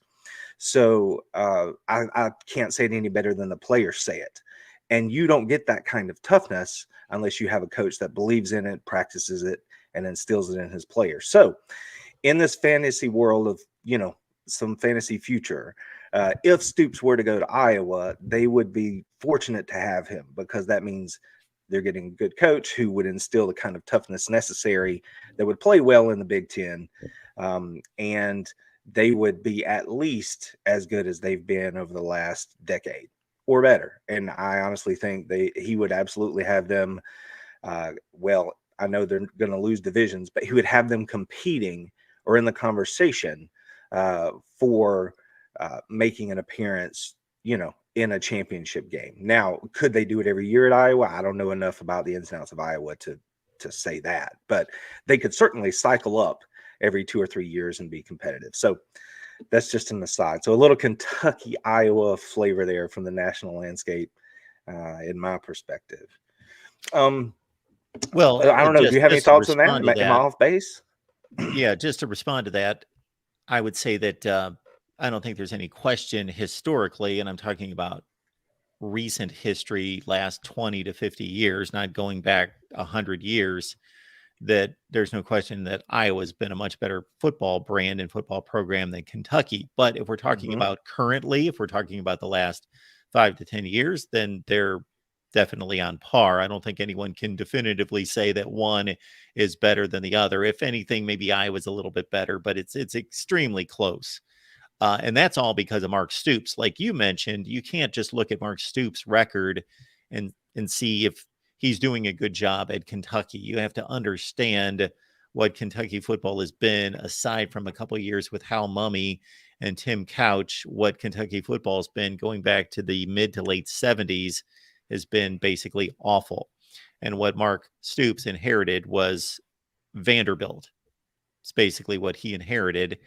And he, through his ability to coach and develop players, through his ability to look for alternate recruiting routes, i.e., Pennsylvania, Ohio, Michigan, and not just the Deep South, has taken a bulk of 3-star recruits every year, recruiting classes. Well, he's improved the. If you look at Kentucky recruiting prior to Mark Stoops, they would have recruiting classes that you would just think would be inconceivable in the SEC, like classes that ranked in the 60s and 70s. And he's brought it up to a level where they bring in top 25 classes. So that's a significant improvement. But then on top of that, he's coached up those top 25 and 30 classes to be even better teams than that. So, yeah, I think he's a tremendous coach. I think that overall it would be difficult to rank him above or below Kirk Ferentz, but I do believe in the current Mark Stoops as being a better coach than the current Kirk Ferentz. I think that he would have made some decisions over the last few years that would have upgraded Iowa football significantly. And I don't know if I project them or would to be quite the power in the Big Ten that maybe you do because of USC, Michigan, Ohio State, Penn State. I think there are some brands that would be difficult to get past. But yes, I believe that he would be smart enough and skilled enough and not have the attachments that Kirk Ferentz has from a family standpoint to make the right moves to make Iowa a much better football team. No lies detected there. And like I said, I'm not as intimately familiar with Iowa, and how they could actually recruit and what he could turn them into. I just know that he's a fine football coach. And if it worked out that way, that Iowa would have a respectable coach, moving forward if he were to go there. So those are my Big Ten thoughts for Iowa, the Hawkeyes out there. So one of the things that I wanted to call in about, and I'm sure you saw this because it got some run both on websites and on podcasts and things like that. And as we look to the 2023 season, you are always trying to figure out who's going to be the contender, both in each division. And this week, or well, I guess it was last week, ESPN posted their article, I forget how they titled the article, but the most impactful games or the games they're looking forward to in 2023. And one of the games that obviously jumped out to me was they listed Tennessee, Georgia as one of the biggest matchups in the 2023 season. So no doubt, obviously that's going to be a big game. And I think they even put in the headline, Tennessee will be out for blood in November. A bit of a revenge matchup against last year. And I thought that was pretty interesting given that I was working on, I'm producing a piece for this week about who I think is Georgia's top contender in the SEC East for this season. And no secret, I'm giving that away, that I think it's going to be the Tennessee Volunteers. And the other article that came out or fact that came out was the over-under that had been set for Tennessee's season.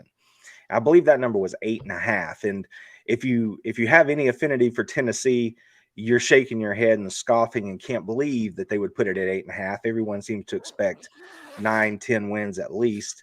And I don't know. I'm thinking about all those things as I put together my piece for this week. And I mean, I can see as I look at the schedule, do I expect them to win 9 or 10 games? Absolutely. And then have a shot, against Alabama and Georgia. Those are the two big games. So that would push that total higher. But I could see if things went completely sideways for Tennessee, how you could get to 8 wins and no more. If you call up their schedule and take a look at it there, you have Virginia, which is a neutral site game. They should handle Virginia. Austin Peay is not going to be a problem. They have to go on the road to Florida. Now, I'm not a big believer in Florida at this point. I think Florida's a bit of a mess. I think they have roster issues, and I'm not sold on their coaching staff. So I think Tennessee should win that football game. If Tennessee doesn't, then Katie bar the door, because that means that Tennessee has got bigger issues than any of us are assuming. That's just where I would come down on it, even though it's a road game. So let's just say, they're 2-0. Florida, let's assume they win that game. San Antonio, let's assume they win that game. Now, anyone in Tennessee land is going to swear up and down there's absolutely no way they lose to South Carolina. They would have said that last year too. Mm-hmm. They hang their hat on this whole revenge thing. There's something to be said for that, I'm sure. And South Carolina is going to be a different looking football team. But to just dismiss it out of hand, I don't know that I would go that far. But Tennessee's at home. Let's say they win that game. So we're up to 5. Now, Texas A&M, I think, is the enigma of the league because we know they have players. The question is, what's that coaching staff going to look like? How's that going to pan out? Is it going to be a disaster? Is it going to be a success? I'm not sure. Honestly, I have not even been able to nail down how I feel about them. One day I think, well, maybe they step up and get someone like LSU this year, like they did last year in an unexpected fashion. And then other days I think they're just going to flame out and it's not going to be good for A&M this year. I don't know how I feel about that game. So I have to put a question mark beside that one. At Alabama, I do not believe that Tennessee goes on the road to beat Alabama this year. Alabama's too good. I don't have that much faith in Tennessee, to be quite honest. And I don't think they win that game.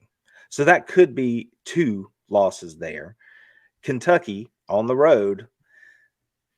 Your previous guest just made the argument about what everyone hopes Kentucky could be if you appreciate, Kentucky football. So if all those pieces come together, that game on the road is not going to be a toss-up or a layup for Tennessee. So the potential for a loss is there. Then they would come back to UConn. They would win that game on the road at Mizzou. Even though Mizzou may be making steps forward, I think Tennessee probably wins that game and probably pretty easily. Then Georgia comes to town in November, which is the game they were talking about. Now, recent history will tell you that Georgia does very, very well at Neyland. We've won 6 in a row in the series. We've won the last 3 in Neyland by an average score of something like 39-10 or 39-12. Every season's different, though, but there is a trend there. And if you look back to last season, it's obvious that Kirby Smart, Will Muschamp, and Glenn Schumann are not just puzzled by this Tennessee offense. So there's no doubt that game is a tricky one for Georgia. But the thing I hang my hat on in that game is that Tennessee, and Kirby said this last year, Tennessee, everyone thinks about their offense as a passing offense, but in fact, they are a rushing offense. That's what allows the pass game to go. They run the ball well. They run it with intent. That's why the game played out the way it did in Athens last year. Georgia stoned the run game, which you can't, if you're a Tennessee fan, you shouldn't feel necessarily bad about that. No one's run the ball against Georgia in 5 seasons. And I don't expect that that's going to change in 23, given what's returning.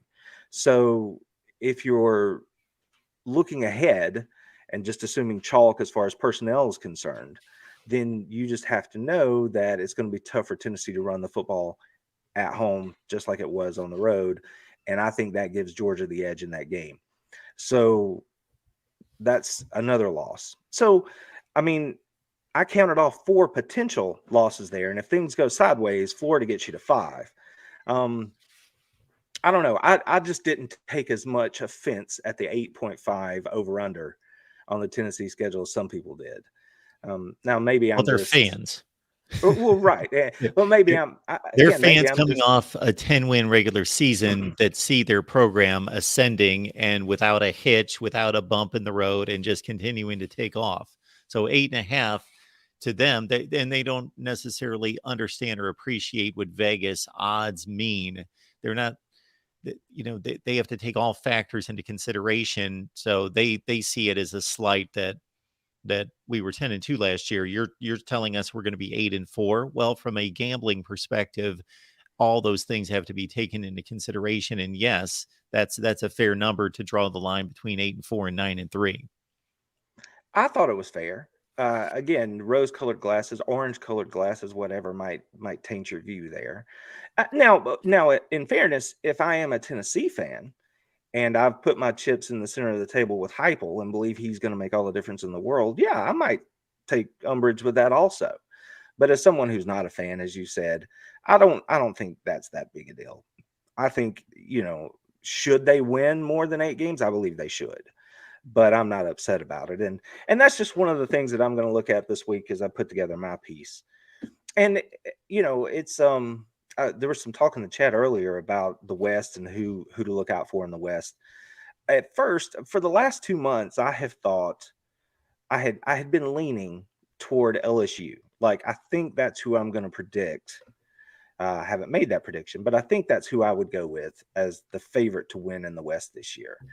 And in the last couple of weeks, I have found myself coming off of that position, not being quite so bullish, and moving back toward Alabama as the favorite to win in the West this year, even with their quarterback questions. So I don't know. I'm sure I'll go back and forth a little bit more between now and the time we get to summer camp and all these preseason predictions get set in stone. But I think, the league's going to be interesting this year. As it is always, there's going to be plenty of matchups and surprises, but I think there's going to be a lot to look forward to in the conference this year. Obviously, referring to the chat again, because I'm in the chat so often here. We were talking the other night about what, as you look at the national scale, should Georgia be considered a favorite to win the championship in 2023? Now, Vegas, I believe at this point, has them listed as the favorite to win, but and there's good reason for that. I mean, if you look over the last 2 seasons, just to set the frame of reference here, Georgia's gone 29-1 over the last 2 years, and they've beaten every school during that run that has won the CFP title. So there's no reason to believe that they're not going to continue that sort of play. That's an interesting note you just brought up there. It is, and I had to double check it because I wanted to make sure I knew what year the CFP began, Sure. and it began Ohio with State, Ohio State, right? Alabama, And I'm like, right, because Florida State was the year before. LSU, Clemson. Yep. And it makes it quite impressive. If I were not a Bulldog fan, I would look at that and be like, yeah, that's pretty impressive. So, it is. Yeah. In a 2-year span to beat everyone who's been a national champion in the last 9 seasons. Yep. Right. I was talking with someone in my comment section just today, and they were citing how just how Georgia's schedule has been so weak. And I'm like, see, you're telling me right now that you are a casual fan. We don't have to go any further, because if you look at the 2022 season, when the season began, people looked at Georgia's schedule and said, okay, they're somewhere around 25 or 26 in strength of schedule. By the time the season ended, based on how teams played, Sagarin and TeamRankings.com both had Georgia as the number one toughest schedule in the country last season. And then you pair that with what I just mentioned to you about who they've had to beat over the last 2 years in claiming these championships. And then layer on the fact that they're the first major college football team in history to win back-to-back titles with any sort of playoff. I know I'm not telling you anything you don't know, but it's an impressive thing that they've done. And you got to think that it's going to continue moving forward. So, I don't know if Georgia should be the favorite, but they certainly should be considered. But as I've talked about in a lot of my own videos and in the chat and stuff, there are a lot of moving pieces in Athens this year. So they have work to do if they're going to do that again. But I just, the Tennessee, there's just been a lot of talk about Tennessee this week. And so I thought I would pull together some thoughts on it myself and share those with everybody. But, Tennessee's they're on their way up, and I've pointed this out to you before. I mean, I'm not banging on Josh Heupel. Okay, I think he's doing a fine job at Tennessee. Over the long haul, it will be interesting to me to see if Tennessee can recruit at the level necessary consistently to stay at the top of the SEC. And the reason I say that is just simply because of where they are located. And then you look at the schools around them and who they have to recruit against to get those players. Tennessee is not a state that produces 10 or 15 Division I players every year. They might produce 1 to 5 and top tier players. So if Clemson is good, they have to compete directly against them for players. Georgia, obviously. Alabama, obviously. Ohio State, obviously. So I don't know. We will see what Heupel can do. But I do know that when he left UCF, that program was not trending in the right direction. And that was at a much lower level, not much lower, but that was at a lower level of competition at the time. So I say the jury's still out on Heupel. But I also say that Tennessee fans should live it up and enjoy what they've got going because they are absolutely a threat in the division this year. And if you're a Tennessee fan, you would hope they're going to be a threat moving forward. I just say we'll have to wait and see. So in regards to Georgia's schedule, I will say I'm trying to process their schedule off the top of my head versus a number one ranking. So last year's schedule or this year's schedule? Last year's schedule. So, of course, they played Auburn and Mississippi State out of the division. First of all, the division was as strong as it's been in a long, long time, and roughly as strong or maybe stronger than the Western Division, which obviously has been the better division for the bulk of the last 20 years. But the SEC East has seemingly caught it. I at one point had counted up the season series between the East and West, and I've lost track of that number in my head, but it's relatively close. I think the East actually beat the West more games, I believe.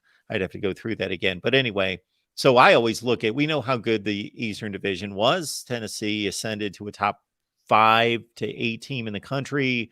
South Carolina turned out to be pretty damn good. And Kentucky's a quality team. And then other than that, the other teams, not so much. Auburn continues to underachieve. They're struggling, but that's a set division, out of division rivalry. And again, Mississippi State turned out to be a 9-game winner and what I thought to be a top 15 to 20 team in the country. So that's a strong non-division game that Georgia dominated, 45-19, I believe. Georgia obliterated a really good Oregon team, not an elite team, not one of the best teams in the country, but one of the top 12 to 15 teams in the country, and they wiped them off the face of the earth.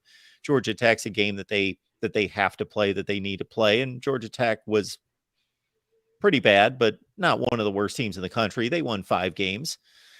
And then, of course, they played, I believe, maybe one other game of somewhat of note. Did they play like a UAB Somebody like that out of conference, I don't remember. They played Kent State. I don't remember. Anyway, those games are fairly insignificant. But man, I find it hard to believe that was the best and toughest schedule in the country. That was not a position that I was lauding until people challenged me on it. So I decided to go look it up. And again, there's an equation that these sites used to make that determination. I don't claim to know that equation exactly, but it's laid out on the websites. So if you go to teamrankings.com, you can find it. Sagarin also had it as their rankings. I think maybe 247 did like an image, for social media, that they list out all the favorite or all the top schedules. So that's out there, I think, if you went and looked for it. So again, that was not a position. I mean, even I wasn't out there saying that's the case. But again, there's some equation, and I can't quote that back to you now. So, Sure. but Well, that's usually one of it's those usually things. some team in the SEC Western Division that has the toughest schedule. Whomever has to play all the heavyweights from the top of the division, plus has to play some difficult non-conference schedule. But again, the SEC West was down. Now, Rowan in the live chat says, "No, we had the toughest schedule," meaning Arkansas. Arkansas played, of course, everyone in the West: Alabama, LSU, Texas A&M, etc. Ole Miss, Mississippi State. They played Mizzou, as they typically do, and then they played South Carolina in the East, and then they played a non-conference against Cincinnati and BYU, who were two decent teams, but nothing great there. So I think that's fairly comparable to Georgia's schedule. I'm not going to dissect it right this second, but Well, yeah, it's one of those things where, if my memory serves, I believe those two rankings that I mentioned to you had Alabama at 2, and I don't remember if it was Ohio or Michigan State. I don't think it was both of them, but one of those two Big Ten powers was in the probably top Michigan 5. State. Ohio State. Did I say Michigan State? I meant to say Ohio State. You said Ohio State and Michigan State. Oh, I'm sorry. No, Ohio State and Michigan. Oh, One of those two powers in the Big Ten. certainly Michigan didn't. They played an awful non-conference schedule. Okay, well then it was Ohio State. So Mhm. so there you go. Those teams were also in the top 5, and I didn't look much beyond that. So again, that's just putting it out there, right? So you can look it up and decide if it holds water or not. But Now, that's looking forward though to my this take on it. season. Yes. Now here's Georgia's schedule. So the knock against Georgia, of course, this year is they're not playing anyone outside the conference, and I don't understand how that happened, except You of course don't Georgia Tech. you don't understand how it happened? I thought Yeah, I that don't know if somebody canceled a contract or what happened there. Oh yeah. Okay. Well, then let me help, because I thought, honestly, at this point I thought everyone was aware of what happened, but because I laid it out in a schedule preview, so I just thought it was ground already covered. But what had originally happened, or was originally on the schedule, was for the second week of the season, Georgia couldn't get back into one of the neutral site kickoff games because they had been in one the year prior, right, against Oregon, and they saw no value in trying to go out west and play in one of those, like in Dallas or whatever. So it didn't work out. Those games were already scheduled out anyway, so they couldn't get a neutral site game. What they did do is schedule a home and home with Oklahoma that was supposed to be on the road in the second week of the season, which would have been a big time out of conference matchup early in the year. Even though Oklahoma was down, that's still a marquee brand. And for the record, I think when they come to the conference, Oklahoma will do better than Texas over the long haul. But that's another discussion. But they had Oklahoma. Then the news shook out about Oklahoma and OU joining the league. The SEC nixed that game against Oklahoma. They didn't want them in the playing a game in the conference this season. Georgia was left in the lurch, and the only school available to get was Ball State for week 2. So that's how they wound up with such a weak schedule 1 and 2 before they opened conference play against Carolina at home in week 3. And UAB is a game that cycles on to Georgia's schedule every 6 years or so. I think they were here in 21 actually, so they're back pretty quick for that one. So that is what happened. They had a big game, they tried, but the league made them cancel that game. Yeah, now that you bring that up, I do remember that situation and hearing of that. All right, Randy, appreciate you being here, man. Absolutely, I look forward to it. This is the best 2 hours on the network, friend. I Best 2 appreciate hours that. on the network. All right, have a good one. See ya. It's our guy, Randy, Dan Beast Media. Check it out. Let's keep it moving here at the Voice of College Football. We got Jackson checking in. Look at this. Hey, man. What's up, Mark? How's it going? I'm doing well. What have you been up to? Just same old, same old. Getting everything squared away. What's on your mind? Well, this is an SEC show, and I'm talking about the future SEC schedules. Yep. I wonder what it's going to look like. Because, I mean, they say they're going to do 3 permanent permanent opponents, right? Yep. Now, the ones we got to figure out are, well, a lot of them. Now, I don't really understand Alabama LSU being the game that has to be kept. Because, I mean, like, look, once Saban retires, Yep. I really don't see a lot of people talking about Alabama LSU all that much. Kind of You like, think that has to do with Saban? I don't know. But because, I mean, a lot of the games prior to Saban coaching at both schools, nobody really talked about it a whole lot. So, I mean, there was not a whole lot of people that were going, remember that 1982 game? Oh, remember that 1989 game? Not a whole lot of people. But like for Auburn, on the other hand, now we don't know who they're going to play besides Bama and Georgia. Some people say it's going to be LSU. Some people say it's going to be Vanderbilt. But I think it should be Florida because it's, Florida is the closest school in the well, Auburn's the closest SEC school to Florida, from what I've heard. And that is a pretty good game, Auburn, Florida. I wish they play each other annually. So what I'm playing here, and we'll eventually get to it, is Right. what I lined up for everyone's 3 common opponents. Right. I will go on record, Jackson, of saying that I know that it helps in scheduling to have a very strict, regimented format, but For sure.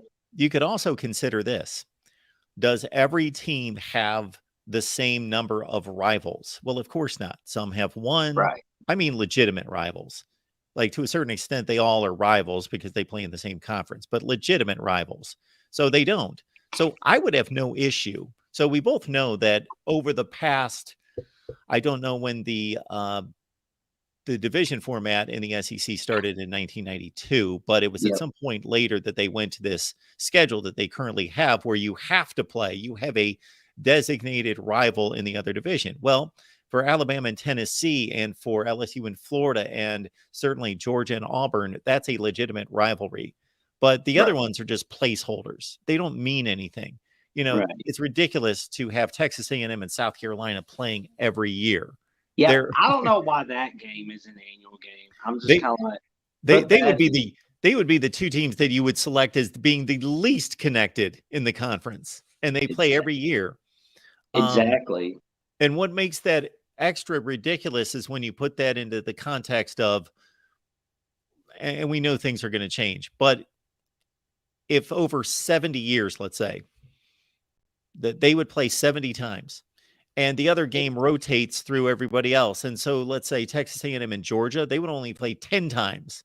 That's a completely ridiculous schedule. So why do you need to designate everyone to have a rival? So for me, you can build a model like we see right there. 366 is what is being discussed and probably will be it. And I don't think that that's an issue. I think that could be a really good schedule, but I would look at And of course, we're just spitballing this, and Right. like I put together this video and work this out in like 45 minutes. We're talking about people that they're paid to do this. They got to get it right. They've got months and months and months and months and months and months and months to figure it out. So they should be able to do this much better than us. But Right. I have no issue with saying, okay, take Tennessee. How many true rivals do they have that they should play every year? Okay, Right. let's list those teams. Alabama, list those teams. And they're going to be different for every team. Mississippi State, who do they have? Ole Miss. That's it. Do they need to play anybody else every year? No. So why not approach it that way? Right. That's a splendid idea. I mean, or also we could also keep division. I mean, I wish the SEC could, but I know they're not going to. Just put Bama, Auburn in the East, take Missouri out of the East, put them in the West, Texas, Oklahoma in the West. Yeah. And, everybody can play each other. I've made the same statement. Exactly. Not that I'm proposing it, but I've said, here's an option that's pretty easy. Right. Yeah, that would be pretty cool. Let's see. LSU Ole Miss, that has to stay, of course. Yeah, so LSU, I think I put them with Ole Miss, Texas A&M, and somebody else. I don't remember. I know that Arkansas, Texas A&M's a pretty good game. I know that I agree with that. Arkansas, Texas A&M is I wish LSU was on that because I mean that's a pretty good game. But that is a good game. You're right, and I have no issue with any disagreements for sure because there are other ways. There are some tough calls to make. Right. And so I think what I put together makes sense across the board, but not that there aren't a few calls that could be made, like in Arkansas, LSU. If you talk to LSU people, they don't consider that a rivalry. But see, I got used to them playing every Friday, the Black Friday after Thanksgiving, and that being a big game and a big deal. And I love that game. There's really only going to be one of these as this goes through that's going to look really out of place, but it's because there was just one spot out of all that didn't work for me. And again, I'm not commissioned to look at this for 6 months like the people that are going to build these schedules, Oh, so yeah. I like what you got set up for Bama, Auburn, Tennessee, and Mississippi State. Because I don't think that Alabama and Mississippi State have to play. It might surprise some people, though, that those two campuses are closer than any two campuses in the entire conference. They're only like 50 minutes away. Auburn, Ole Miss, but that's okay. Florida, LSU. Well, I remember Florida, LSU said they're cool with not playing each other annually, so there's that. Yep. But Florida, that's a must keep right there. Florida, South Carolina. Well, I'm not saying that these are must keeps. I'm just saying this is the way I would build the schedule if I had to go with 3-6-6. For sure. I love this one for Georgia. Because, I mean, Auburn, Florida, South Carolina. I mean, so many memorable games out of Georgia, South Carolina as well. Kentucky, Tennessee. Oh, that's pretty good. I mean, Kentucky, Tennessee is memorable. Ole Miss, Florida, Mississippi. Well, it's like you said, these aren't permanent and all, but the only game that I think has to be played there is LSU and Ole Miss. And I have no issue again with LSU Arkansas. I think that's a really good game. But I talked to the Arkansas and LSU folks, and they don't seem to make a big deal about it. What about the LSU Texas A&M game? Yes. So I didn't have LSU and Texas A&M, did I? That's because I will have to get to Texas A&M. I just felt pretty strongly about Texas A&M and Texas. I guess Texas, Oklahoma, Arkansas is what the route I went with Texas A&M. I went Mizzou. I went Texas A&M taking on Texas, Mizzou as an old Big 12 rival, and Arkansas. Yeah, I'm not so sure Missouri and A&M really care all that much about each other. I mean, the only connection they got is they both left the Big 12 and joined the SEC at the same time. But that Missouri-Arkansas game's been pretty good. Yeah, that's been something the SEC has thrown together since they broke up LSU and Arkansas on the last weekend of the season. Oh, yeah. Texas, Oklahoma. So there's the one that doesn't fit. Oklahoma, Vandy. Yeah. But they're I don't know that they're going to throw together a schedule where they're all going to fit. I just had one left over where I'm like, what am I going to do with Oklahoma and Vandy here? I put Vandy with Tennessee and Kentucky because I think those two should be played. And then after that, there was just an open spot where I'm like, okay, what am I going to do with these two? And let's understand, Jackson, of course, that this isn't the end of the world. This scheduling, it's not like building the previous scheduling format where it was like a big deal and a big decision who you matched up in the other division, because everybody else, you weren't going to see them for 6 years. Under this model, you either play them every year or you play them every other year anyway. So it's not as critical that you get it right. There we go. Yeah, that sounds good. I'm excited about the upcoming schedule, though. Yeah. So Vanderbilt, they're just kind of, well, what do we do with Vandy? Oklahoma. Jason, thank you for the super sticker there. Appreciate that. Oh, yeah, Michigan, man. All right. So yeah, that's my look at it. So it's a fun topic, and they're supposed to get this settled right around the time they go to their SEC meetings in Destin, Florida at the end of May. Yeah, those are going to be pretty big. It's going to be fun. Although they say that several weeks ago, LSU's permanent opponents are announced, but not really sure yet. You know what I found funny was that Brian Kelly came out and he talked tough. And on the surface, I respected what he had to say. But on the same time, once I thought about it, it was like, what else should he say? So he basically said the same thing he said when he got the LSU job. And he said, I came to LSU to play the best, to take on the best, to beat the best.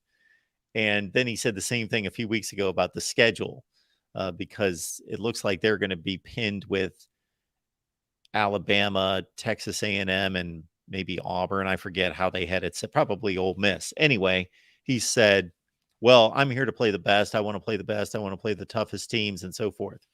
Well, I thought, that sounds good, but you're going to get the schedule you're given anyway. So you might as well talk tough, because what you say is not going to happen. You got a lot of power. I get it, but you don't have much impact on the schedule. So basically you're going to be given the schedule you're going to be given. So you might as well say, bring it on, bring it on. Yeah, Brian Kelly can win big games in the regular season, but he needs to win the big games in the postseason and in New Year's Six. You didn't think that Purdue win was a big one? No, they're a disaster. They got to win Cotton Bowls, Sugar Bowls. That's what Brian Kelly's got to do. Then he can talk tough. Yes, no New Year's Six wins for him. Yeah, I mean, one big win against Alabama in the regular season does not mean you're automatically the king. Georgia showed you that, Brian Kelly. But on the other hand, it was funny to hear Nick Saban's response to the scheduling. Yeah. I don't know if you saw that, where he said, LSU, Auburn, and Tennessee, who comes up with these? I don't know who makes these decisions. And I'm thinking, you have the most obvious rivals. You have the most obvious choices for permanent opponents. Why do you question this in any way? You have a big rivalry with Tennessee. Everybody in the world knows that. You've got to play Auburn, of course. Oh, That's arguably the best rivalry in the country. And then you've got the LSU game. To your point, that one can be argued. yeah. Because, not a whole lot of people can think about, oh, did you see that game in 1975? But it has been one of the biggest TV draws in college football for the past 10 plus years. Oh, for sure, man. For sure. And they are teams in the SEC West that have been together for over 30 years now in the West. And before that, obviously, as SEC members for a long, long time. Oh, yeah. I mean, at least everybody can agree that nobody can really think of a reason to keep Auburn, Arkansas, for example. Yeah. I mean, exactly. who's really going to remember that one? Yeah. Yeah. Exactly. So it's somewhere between Alabama LSU, somewhere between being a rivalry that has to be played and just kind of like they're just in the same division, like you mentioned. Auburn, Arkansas, that's a great example. They've just been in the same division for 30 years, but nobody really looks at that game as we got to continue this series. This has to be played. For sure. But, yeah, I'm curious to see when was the first time that Alabama and LSU actually played. Going to find that here in a minute. Well, they first annually played each other in 1964. So there was that. That was when a whole lot of people couldn't afford color in those days. So that's a good call. Good job, Jackson. So yeah, the first time that they played continuously in this series was 1964 and have played every year since. First time they ever played was 1902. And they played pretty consistently until sometime in the 30s. And then they did not play for about 15 years. And they played pretty consistently since the 40s. But they did miss a few years there in the 50s. Yep. But 55-27 Bama. Yeah. Series lead. Yeah, that's a big one right there. But the Bama Tennessee rivalry is one best to best, and I'm glad we're never going to see Alabama Auburn go through another 40-year without each other period like they did in 1907, 1947. Yeah. It's like, yeah, that's not happening again. Just got to make sure Texas A&M don't do that as well. Yeah. Because you got to play each other. Especially the SEC's taking care of that. Oh, for sure. Only trouble is who's going to be that rivalry week opponent for Oklahoma. I mean, I'm still just kind of like, oh man, it's going to be tough figuring out. Yeah, I don't know that they're going to be able to come up with a perfect formula for all 16 teams on rivalry weekend. Yeah. But that's going to get figured out in the spring meetings. Yep. So that is going to be big. But, anything else, man? Oh, man. I'm just amazed that Bama's doing well in basketball. I mean, it's just like we're in Sweet 16. That's just so amazing. Enjoy. I mean, I'm hoping they make it to the Final Four, but I'm not gonna get my hopes up. I'm just gonna because I do not want to see them get upset because I don't want to be jinxing anybody. Because I think the other day on Twitter I jinxed West Virginia. I was tweeting about Maryland's getting beat down by West Virginia, and then an hour or so later, bam, West Virginia gets beat. You put the hex on them. Yeah, I mean, I keep telling myself don't run your mouth on Twitter, but I don't think I'm ever going to learn that lesson, am I? All right, man. Oh, well, I appreciate you stopping by, man. Oh, thank you for having me on, Mark. I appreciate it. All right, Jackson. Have a good one. Have an awesome SEC live show. Thanks, man. Good to see you. All right. And we will just about wrap it up here at the Voice of College Football. We've been on for 2+ hours on our SEC show. We're here every Tuesday at noon Eastern Time, the SEC live show, and catch our next show, which is Iowa Hawkeyes Live. That is coming up next on our Voice of College Football Network, Iowa Hawkeyes Live on the Iowa channel. Please join Corey Brada and myself at 5:30 Eastern. And then we talk Nebraska football live at 7 o'clock Eastern Time on the Nebraska channel. So that's the lineup for today. Iowa at 5:30 Eastern, Nebraska at 7 Eastern. We will see you then.